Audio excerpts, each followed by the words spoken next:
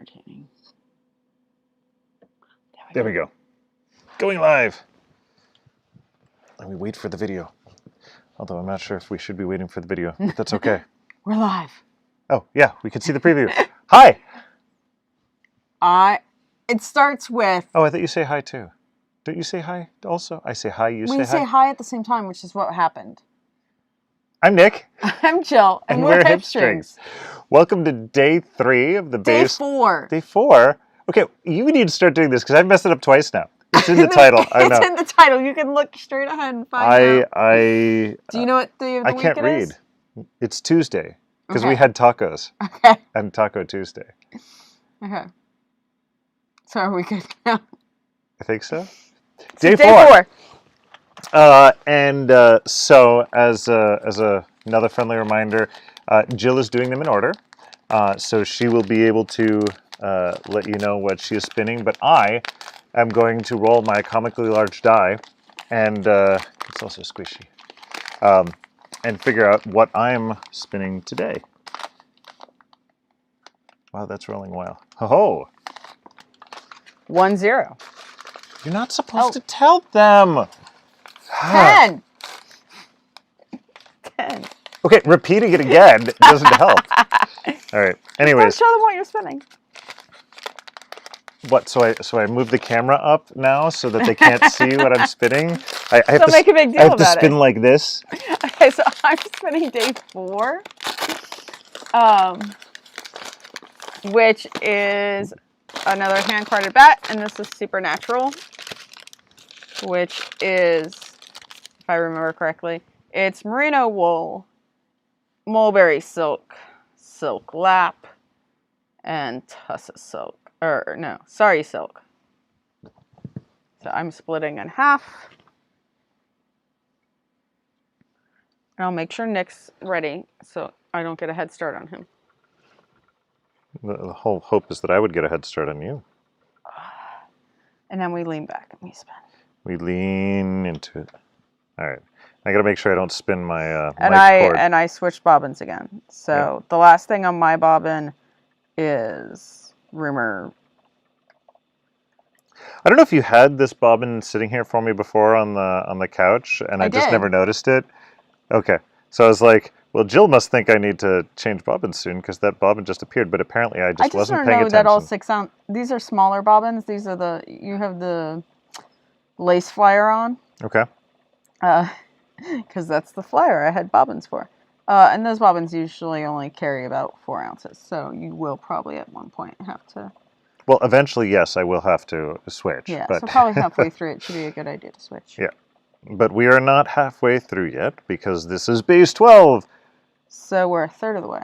Yes. So should we do our normal spiel of reminding everybody what Base 12 is and the number scheme and all that stuff? Or I don't know. you think we're right in that middle section? We count 1, 2, 3, 4, 5, 6, 7, 8, 9, A, B, 1, 0. Yeah. And the 1, 0 is like a 10. In Base 12. In Base 12. So we already have a bunch of people joined us. So hello, good evening, everybody. We've got Dave, who says I should make a Simpsons reference when I start off the podcast. We've got our own sticks. What? We don't need to steal sticks. Sticks? Sticks. Yeah. Yeah. That's We've got our own. Like messing up the beginning of every podcast in this Base 12 series. A Kid says good evening. And Cornwall Crafter is still having insomnia and says good morning. Red says it's another challenge for her today. I think this is the most well-behaved of the bats. Yeah? Yes. I haven't done that one yet, I don't think. Have I? No. No. No. This is my second. And let's see. Dave rolled a 7 for his fiber. And Kathleen is saying hello to everybody. So, in completely unrelated to fiber news in terms of things to talk about, I must, I don't know if confess is the right term or lament, I'm not sure what, but I'd want to talk about the fact that I can't stop eating gingerbread. We baked some gingerbread. I baked some gingerbread, and to make gingerbread houses. And so we've finally cut off all the pieces to be ready to actually build the houses. Which this methodology of making gingerbread is completely foreign to me. To me, you make gingerbread either in molds. In molds, really? In molds. Okay. Or you like cut it and then bake it. So this whole like cutting a vast expanse of gingerbread and then letting it sit for 3 days and then trimming it is foreign to me. Yeah. So I went. I do this almost every year. I find some typical holiday baking thing that I've never done before, and I'm like, I'm going to do that this year. Yeah. Figgy pudding was 1 year. That was delicious. I'm so sad that you lost that original recipe. Yeah, it's never quite as good the subsequent times. But this year, it's been gingerbread because I love gingerbread in general. But now, I have been having issues where even before we cut it up, I was just picking off little trims, and we've got it going purposefully stale in the kitchen. Every time I walk by it, I just get just a little nibble. Yeah. Thankfully, I'm not stealing anything from the children's houses yet. Yeah. There's still plenty of excess gingerbread. Yes, but you did explain to me that the whole point of a gingerbread house is to have little bits of candy to snitch off throughout the day. So as long as people don't snitch anything off before it's photographed, then it's fine, right? You have to have the joy of building it, and then you can snitch. And Kathleen is saying that the audio is much better tonight. She can hear me for a change. Yeah, we did some experimentation and figured out a different place to plug in the mic. I don't know what happened because the previous times was exactly the same as how we've done it before, but some setting must have changed on the camera, so we had to plug directly into the computer. But glad to hear that it's working A-OK now. Let's see. Akinspa says she's actually spinning, didn't start till 8:30 p.m., so great. Actually spinning along, right? Mm-hmm. Kathleen says that she's not spinning base 12, but watching is encouraging her Spojo to come out of hiding. Yeah, having the... when was the last time you spun before this? I honestly don't remember. I think there was something in February-ish. Did you spin some of your alpaca? Yeah, I think I may have done a little bit of my alpaca, a little bit. I have to get that out before Gab goes to college, though. I think that should be my goal. Gab is 12 right now, so the fact that it might be a tight race tells you how quickly I do my spinning projects. Base 12 is the my extreme spinning for the year. Knitting after this, so. You're knitting a sweater, or I'm knitting a sweater? You're knitting a sweater. I gave you the yarn. I gave you hand-spun yarn for a sweater. What did I do with that? Where is it? It's somewhere. We'll find it.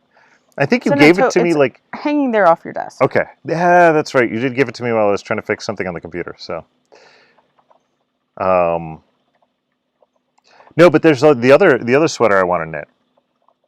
What other sweater? The Podameron sweater. Oh, gosh. And I have another, like, Intarsia sweater I want you to knit. So, for those of you that... There should be a couple of people who are confused. What's Podameron? Is that a knitwear designer? Or if you know Star Wars, Podameron is a Star Wars character, but he doesn't wear a sweater. This is a vague reference to both the Lego Star Wars Holiday Special and the Lego 2020 Advent Calendar that has a Podameron, which has this adorable green sweater with a BB-8 Fair Isle type of pattern on it.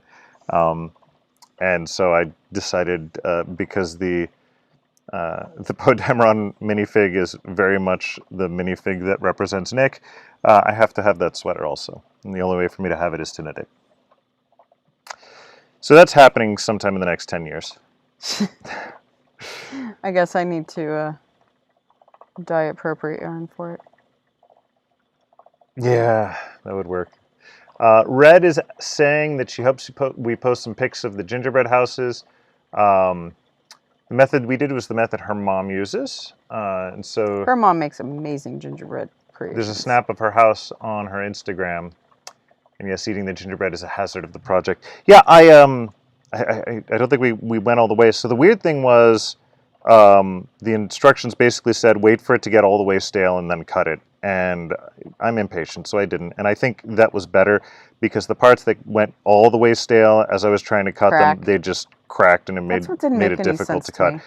When we let it go a little bit stale, it was really nice to cut because it had enough give and it maintained its shape. So waiting 2-3 days was good. Waiting like a full week is not good. So yeah, we just need to make up the royal icing and right now it's going to be a kids decoration project because we want them to have that fun. And I will be helping the 5-year-old. But other than that, it's going to be a very interesting houses, to say the least, I'm sure. We're trying to keep all the extras because those will be like the decorations, like the door or window frames or whatever. But Good. So Akinspun noted that she's in the same time zone as us, Eastern U.S. And Cornwall Crafter says, I don't know what time zone they're in, so Eastern U.S. Kathleen asks, are we ready for the snow? Here you have a storm headed your way. Yeah. We're catching the edge of it, so... We've heard everything from we're going to get 2 to 4 inches to 5 to 8? Didn't you say there was one reporting that said we could get 12 inches? Maybe, but that would require the storm to really book it west. It's going to dump on us. Yeah, if it stalls on us, then yeah. But, we do have a way to control this. Lovely. We do have a way to control this. Can we watch Frozen? Well, there's that. Our children who do believe in science were absolutely convinced that whenever they watched Frozen, it snowed because probably for the first 4 times that we watched Frozen, it did. And if you watch Frozen in the summer, it rained. Yeah. It was really weird how much of a coincidence it was. But no, what I was going to say is I can pretty much guarantee if I don't get the snowblower ready, then we're going to get a dumping of snow. And if I do get the snowblower ready, we're going to get like an inch. So what do you want? Do you want the snow? I want the snow, but I want it to happen after I have to pick the kids up from school. Oh, okay. So that means I need to get... I don't know how to work that out. Do I need to like get the snowblower out but not have any gas for it? I really hope you have gas for it. I do. Maybe not enough, but I have some. Anyway. And Red likes our it's subtle nerdy references. Akinspa says it's a total STEAM project.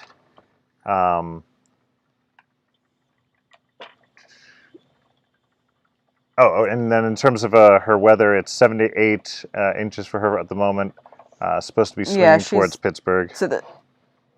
She's to the east of us. Well, and now we need to convert that to centimeters for our UK friends. So about 20 centimeters? About max. I don't know. In my mind, I deal with microns, centimeters, millimeters on a regular basis, but I could never get that conversion. It's the same as pounds. We went over this yesterday. I can't multiply without a calculator. Come on. Okay. So we're looking at probably about 11 to 20 centimeters. Quite a swing there. Yeah. And like an hour to 2 hours away from us is going to get possibility of like 2 feet. So. Which is how many centimeters? Or meters? Like over 50 centimeters. All right, now convert that to furlongs. I don't know furlongs. Neither do I, but I know it's a thing. Yeah. Parsecs? No.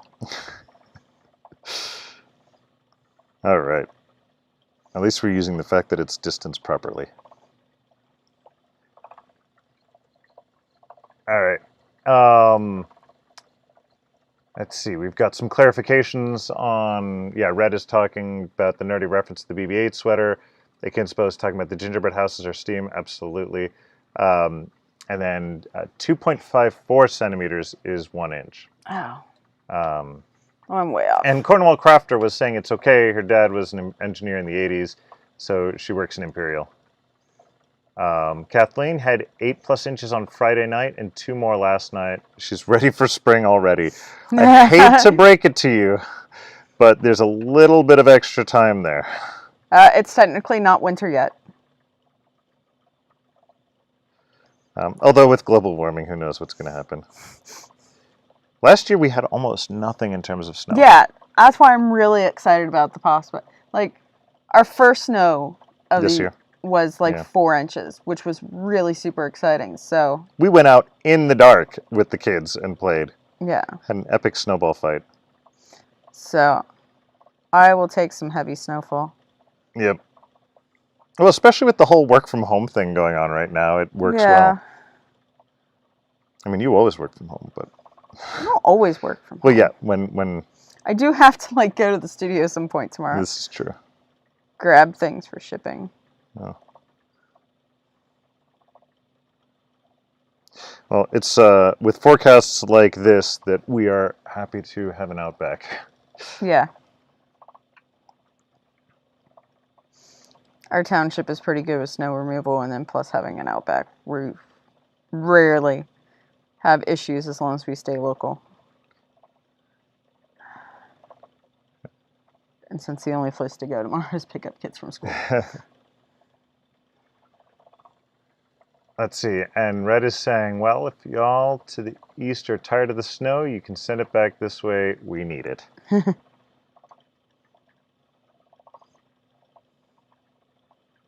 I used to, I grew up in Maryland, and I used to always say it was great growing up there and going to school because it's far enough north that you got a decent amount of snow. I don't know if that's still the case, but at least when I was growing up, you got a decent amount of snow. Far enough south, they had no clue what to do about it. So it was very often that you would get a light dusting, and they would just say, "Nope, okay, school's canceled. You've got a snow day." Yeah, here they know what to do with. Here they know what to do about it. So we have more days canceled because of extreme cold lately. yeah. But the funny thing was, there was one year when I was growing up that, to show how much they didn't know what they were doing, it was going to snow, and so they pre-salted the roads. But they pre-salted it with a mixture of water and salt, and they got the mixture wrong. So instead of pre-salting the roads, they actually pre-iced the roads. At which point they had a foot of snow that got dumped on top of it, and then freezing rain. So you had this wonderful sandwich of ice, snow, ice, which the trucks couldn't plow through. So it literally shut down the DC metro area for at least 3-4 days. It was amazing as a kid, and I'm sure my parents were completely panicked.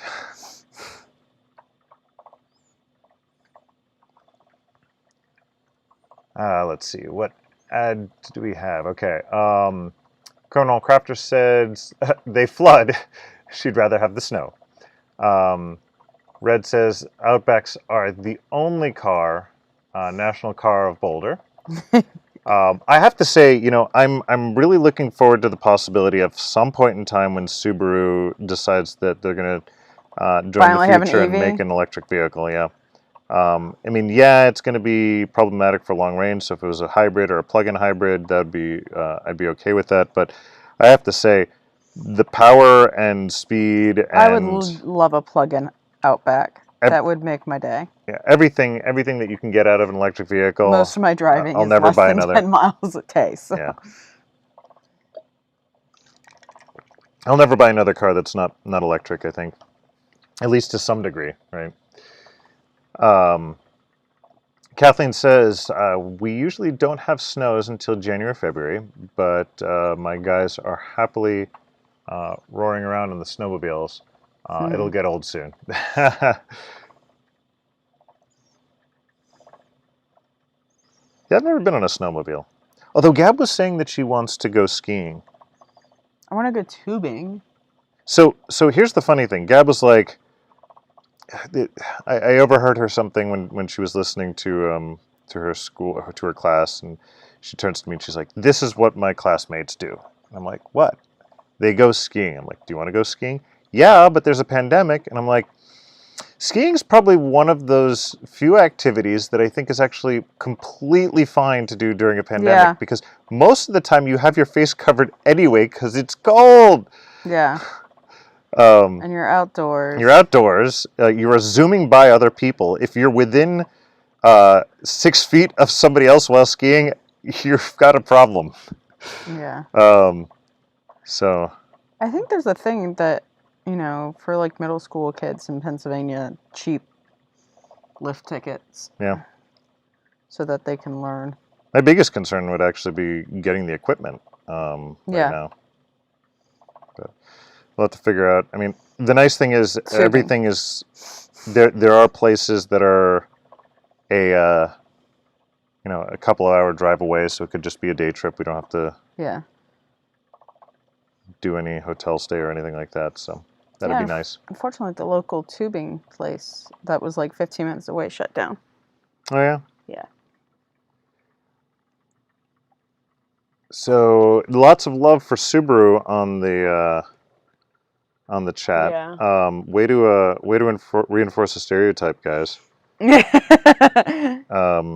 And then Hey, Outbacks are really great for hauling fiber equipment around. they absolutely are, and they're great for all terrain. And I mean, quite frankly, if it wasn't for one of my main reasons for getting another Outback instead of like giving into having a minivan was the high ground clearance for the parking lot at Maryland Sheep and Wool and other fairgrounds. Like, we've had some problematic parking situations, and the Outback has never let us down. Yep. Yeah, we've literally gone through mud that it's gotten other people stuck, and Yes. had no problem. I mean, heck, our previous Outback was, leaking coolant from here to North Carolina, like 8-hour drive while hauling a trailer. And I mean, heck, as long as we filled it up at least once in the time, it was perfectly fine, as long as we refilled the coolant, right? So that but shows that would you be how why we got the 3.6. that would be why we upgraded a little bit, right? Yeah. Yeah. No, they're beasts of a vehicle. Let's see.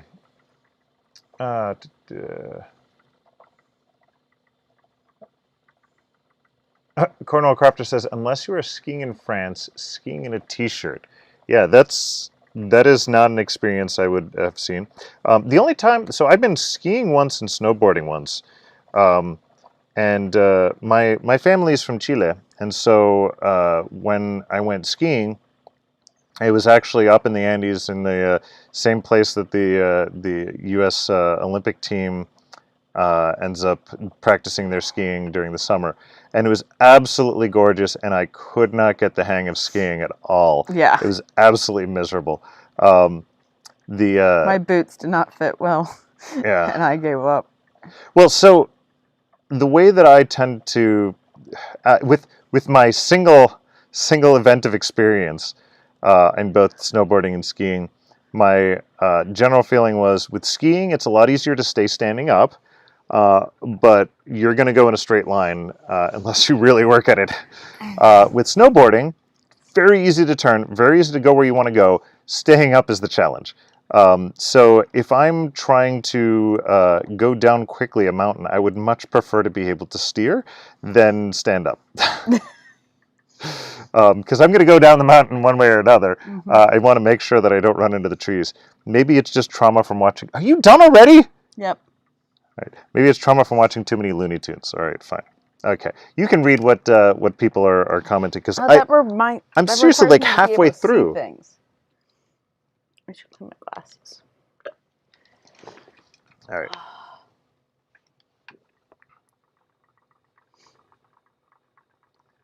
Yeah, there's a hybrid Crosstrek, but I have 3 kids, and they are growing. Yeah. And they complain about the backseat of the Outback. So we've got Akin Spo is saying that 7 spring rents. Not sure what the cost is. Cross-country skiing. Kathleen Klein says cross-country skiing is the only way to ski. Tend to fall down hills. See, it's not flat here. Yeah. Cross-country is still going downhill here. Yeah. Boyce Park has skiing, says Dave. Red is still gushing on Outbacks. On Outbacks. So our current Outback is the fancy blue one. Well, it's the 2019, it's a 2019, right? And the last of the 3.6. And so what's funny is we saw the 2020, and we're like, yeah, no, that interface on the entertainment system, that's a hard no. So we'll go for the older one. And what was really funny, opt for the 6-cylinder over the turbo. You know, I went to an event called the Ward's Auto UX show for work. Right, this is the automotive user experience show, where as far as I can tell, it's basically all the automotive user experience designers get together to pat each other on the back. And the 2020 Outback won some weird award for user experience, and it is just maddeningly hideous. Now, when you're comparing that to the BMW like hockey puck that's been there for the past 10 years, and like there's one car that has a remote control in the back to control the windows. Like, I mean, yeah, okay, Subaru's on a higher level, I guess, but I mean, come on, in the age of iPhones, generally, I think it all is poor. Yeah, in the age of iPhones and Android, I think they really need to step up their game. And you know, Android Auto and a touch screen that's actually responsive.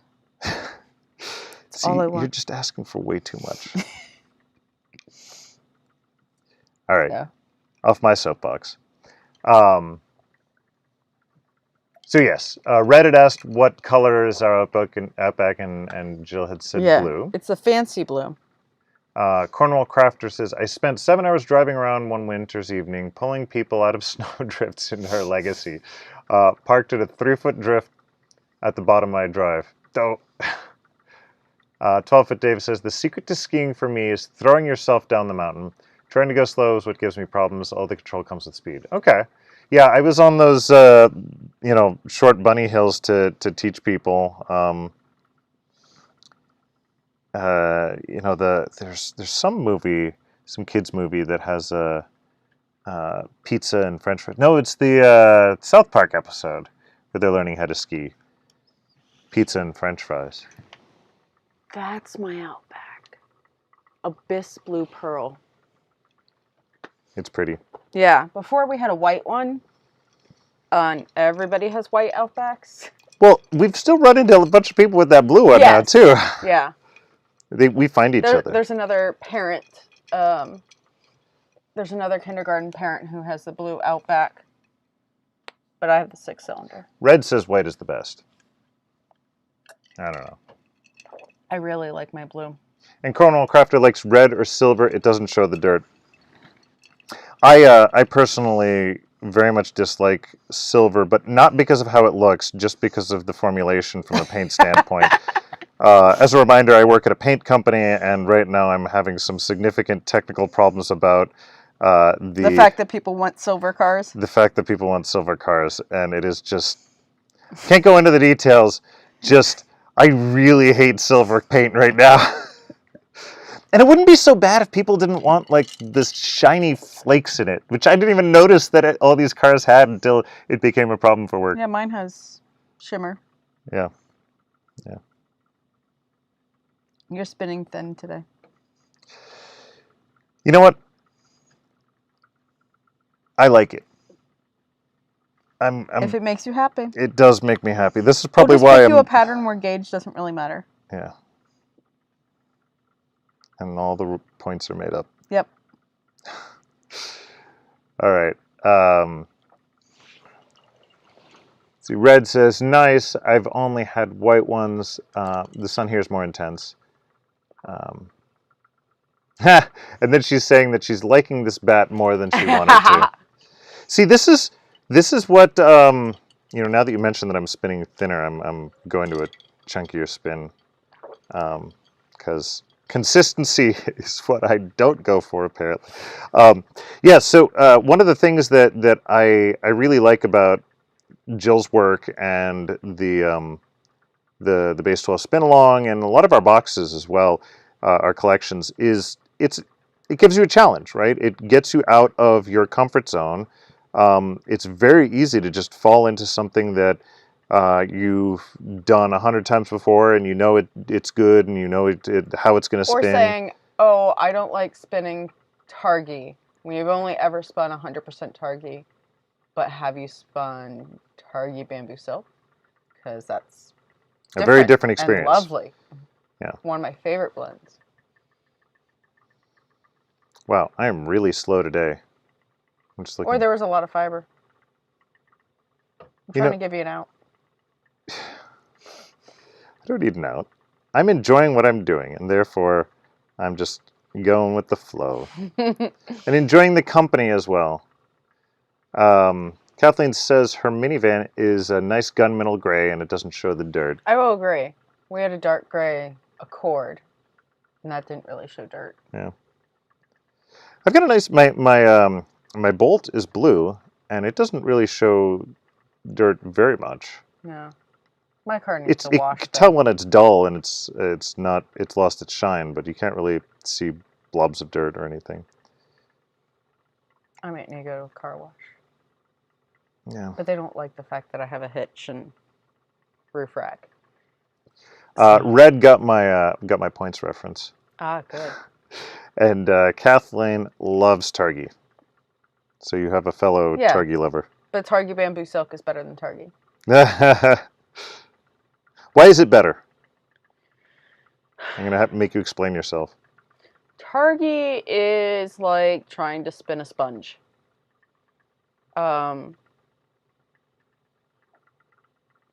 It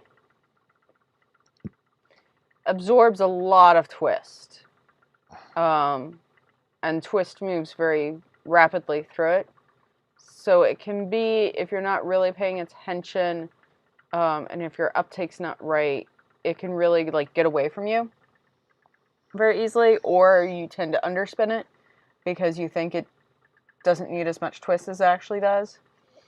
And it can be difficult to draft thin because it is quite grippy.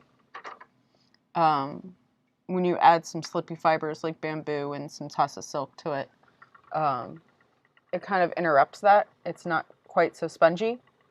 And the viscose and the silk adds just enough structure so that it makes drafting a lot nicer, and it's easier to get a more consistent single. Same thing with Rambouillet. Rambouillet, I love Rambouillet, but if you add a little bit of slippy fiber to it, it behaves a lot better.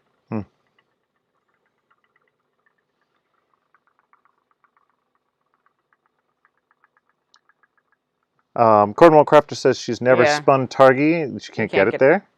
Targi's a U.S. domestic. It's not. It's a breed that's not elsewhere in the world. Well, you can get it from HipStrings. You can get it from HipStrings, but international shipping right now is a bit of a mess. Yeah, and expensive as anything. And Kathleen says depends on the end used. She loves to blend it with silk or mohair and alpaca for sulks. Yeah, and superwash Targi actually still feels like wool instead of something that's been chemically processed. Yeah. Well, your new sock yarn is a superwash Targi, right? Yeah, so I carry a superwash Targi, a 90-10 superwash Targi nylon, both fingering weight and sport weight. Mill spun yarn that's hand dyed. Do you card Targi? It's hard to find Targi fleece on the East Coast. I happened across a Columbia Targi fleece once at Maryland, and I got that mill spun, and it made beautiful mill spun yarn. That's actually the mill spun that's in our night shift shawls from our base 12 from last year is a Columbia Targhee fleece. But I've never seen a Targhee fleece on the East Coast. They're a Western range breed typically. Well, when this whole coronavirus thing is over, we really need to go to some West Coast fiber festivals. Well, Red has invited me out to Colorado for Estes. And she says the fleece sale is epic there. Now, I can't imagine coming back on a plane with all that fleece, but... Ship it. Vacuum seal it. Yeah. Just takes up space. Not super heavy. Red saying Rambo True re-editions, regarding editions. So, love her some nice Rambo. I love me some nice Rambo, too. And Cornwall Crafter is also lamenting the additional points of shipping international with customs and tax. Yeah. So Red is asking, is Targhee something you want to keep an eye out for? Or want her to keep an eye out for? I don't know. Because from what I know of Targhee, it's like Rambouillet. It can be a difficult fleece to process, and I don't know that I have the patience for it. What makes it difficult? Because it is so spongy. Yeah. It holds on to VM. Mm.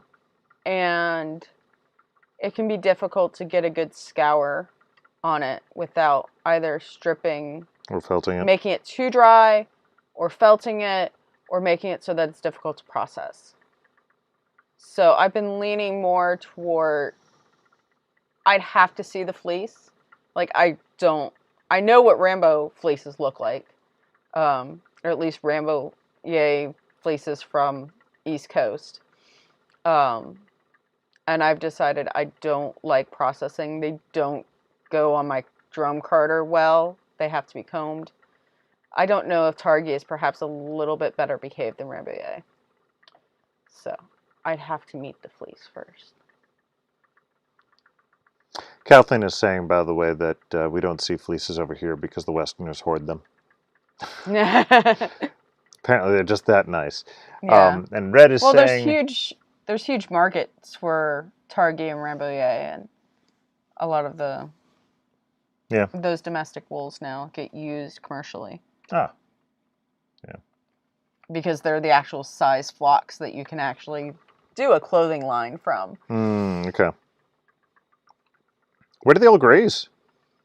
I think like Wyoming, and I think Wyoming has a lot of Rambouillet, and like Montana. They're kind of developed for kind of hardy, dry rangeland.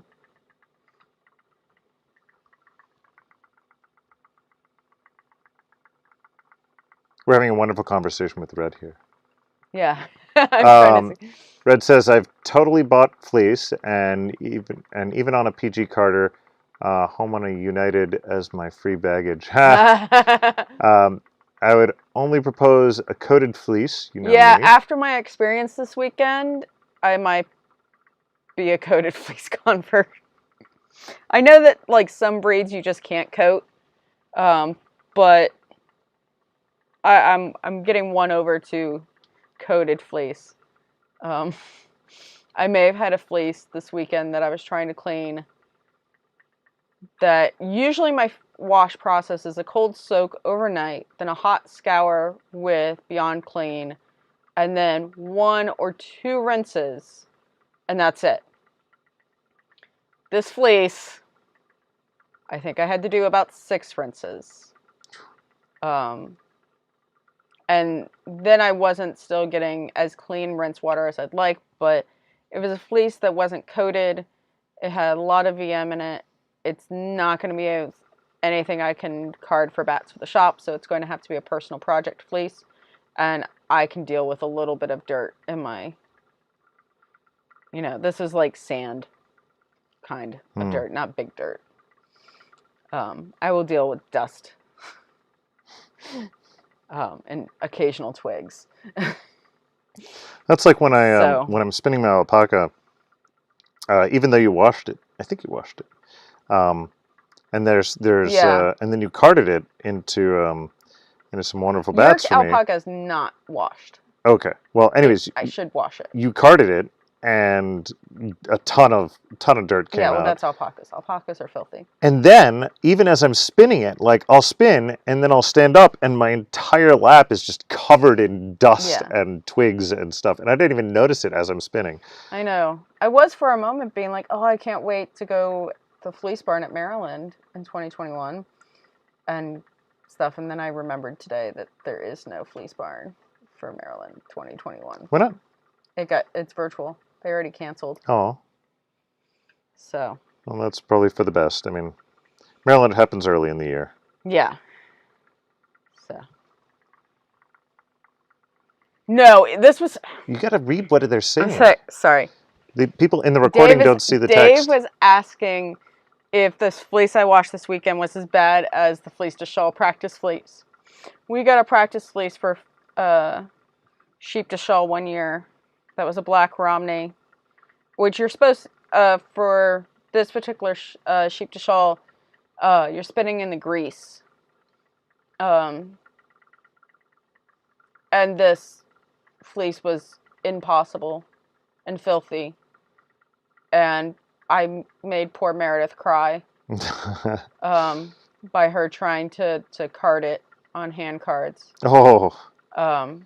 So thankfully I went to Maryland and was able to get a gorgeous Romney fleece from Misty Rose Farm to use instead. And that was a beautiful fleece and just had to flick the tips. It was a coated Romney. So this is my, Coding conversion. Coated individuals only for nice fleece.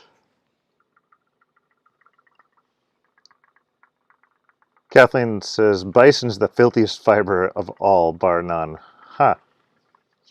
And Lenora says, holding on to hopes of Shenandoah. I'm really hoping, I think that's a definite possibility. I think by then enough people will have vaccines. Yeah. Vaccinated and we can get together again. We almost had Shenandoah this year, so. If more people would have worn their masks and not been jerks about it, we probably could have, but hey. Red says she's going to have to contact her Maryland to find out how my Maryland Sheep and Wool to find out how they want me to do my stuff. Okay. Yeah. There'll be I'm sure they'll have another virtual, but it's fleece show, but it's not the same. So how do they do the virtual fleece show? They basically put up, they had like listings with a picture of the fleece and the characteristics, like what would have been on the judging card. Mm-hmm. But yeah, if you can't feel it, and you can't feel it, smell it, and I'm looking not particularly for a breed, but for particular lock structure. Yeah. And feel, and you can't get that online. Yeah. Not yet, anyway. So. Okay, I'm almost there. Thankfully, I still have plenty of fleece. I just don't have some fleece that I want. I have lots of Romney, and I have some nice Jacob. I have a little bit of CBM left. And I have plenty of Border Leicester. But I want to find a non-improved Corriedale, and I want a higher micron count merino. What do you mean by non-improved Corriedale? So on the Corriedale, like when I first started spinning, like the fleeces are, staple length about this, and they look like French fries, like, wavy boardwalk fries or whatever. Big open crimp. They're on the East Coast, they've been kind of breeding Corriedales to become more and more like merino. And so tinier and tinier crimp. which makes it harder to process and more likely to be tender and have all these other issues. And I would like it to stay at about, 23 to 25 microns, because that makes a fleece that's pretty easy to process while still being next to skin soft, at least for me. I don't need a super fine fleece. I just want something that's going to process well and is clean. All right. So let's, I finally finished after an extra 15 minutes. But let's look at the last couple of comments here. So Kathleen's saying, because of the short staple length and the filth, processing bison is very time consuming. I can imagine. Red is saying, well, I can get one of those table fleeces for less than my usual sillet bidding. And she has some stuff to send to you. Yeah, she does. And I'm going to send her pretty bats back. All right. Cool. Hey, by the way, I should start carrying my ukulele around. Why? Because then I can say I play a little guitar. You guys asked for this. Literally, it was literally asked for. Yeah. Good night, everybody. Good night. See you again tomorrow night. Bye. Bye. Oh, I'm glad Lenora